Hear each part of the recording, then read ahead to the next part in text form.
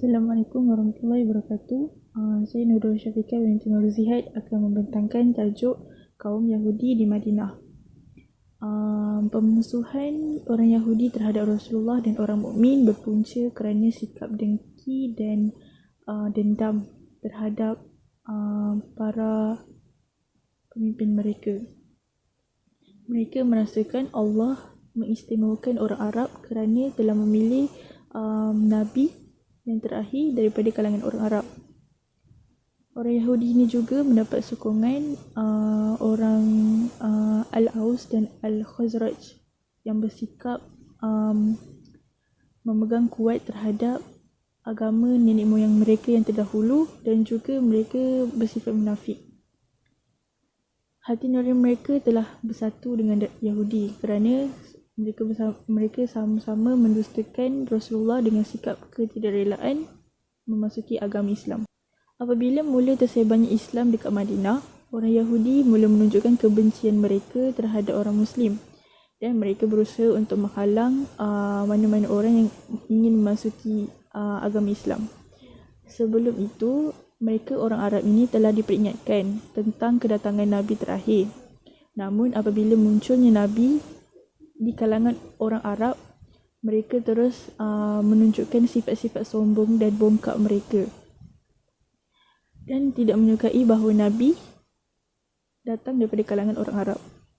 Perbuatan pemusuhan mereka juga dibantu oleh kaum munafik di Madinah yang diketuai oleh Abdullah bin Ubay bin Salul.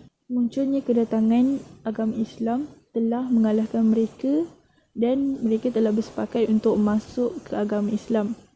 Namun mereka hanyalah menunjukkan diri mereka berpura-pura memeluk Islam, padahal mereka telah menjadikan Islam sebagai perisai terhadap pembunuhan walaupun mereka munafik.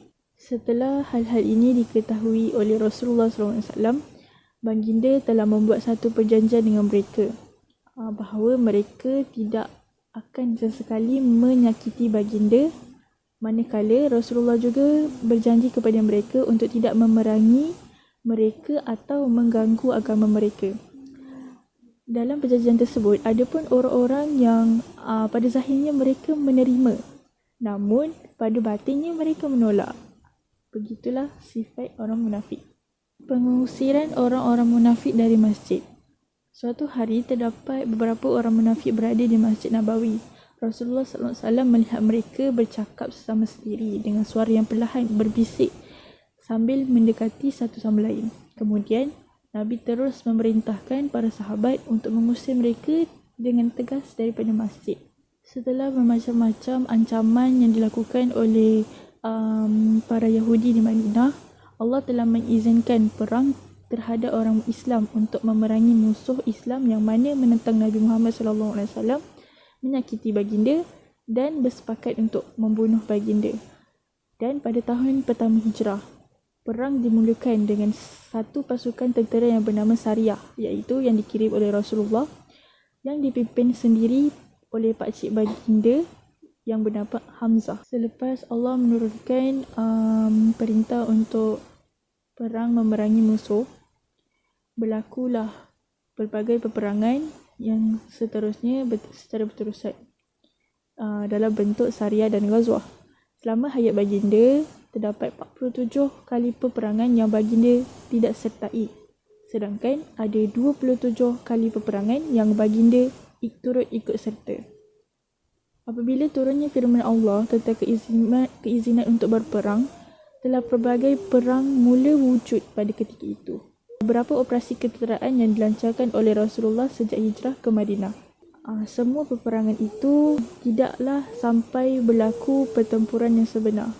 Ia hanyalah tempur dengan musuh dan akhirnya kembali ke Madinah semula. Selama 6 bulan setelah hijrah ke Madinah, beliau masih mendirikan solat dengan menghadap ke arah Baitul Maqdis, meskipun baginda sendiri sesungguhnya lebih suka menghadap ke arah Kaabah.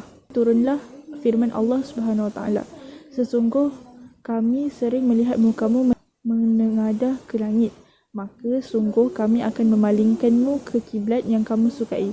Palingkanlah mukamu ke arah Masjidil Haram dan di mana saja kamu berada, palingkanlah mukamu ke arahnya. Diriwayat bahawa ketika ayat itu turun, Nabi Muhammad SAW dan para sahabat sedang menunaikan salat zuhur. Ada juga sebahagian riwayat yang mengatakan Nabi dan para sahabat sedang menunaikan salat asar di sebuah masjid. Baginda baru menyelesaikan rakaat yang kedua saat baginda mendapat perintah untuk menukar kiblat menghadap ke arah Kaabah. Maka baginda terus memutarkan posisinya ke arah Kaabah. Masjid itu pun dinamakan Masjid Al-Qiblataini, iaitu Masjid Dua Kiblat. Peristiwa ini terjadi pada hari Isnin 15 Rejab tahun kedua Hijrah, tepatnya 2 bulan sebelum berlaku Perang Badar Besar. Sekian, terima kasih daripada saya. Saya minta maaf jika ada kekurangan daripada diri saya. Sekian, terima kasih.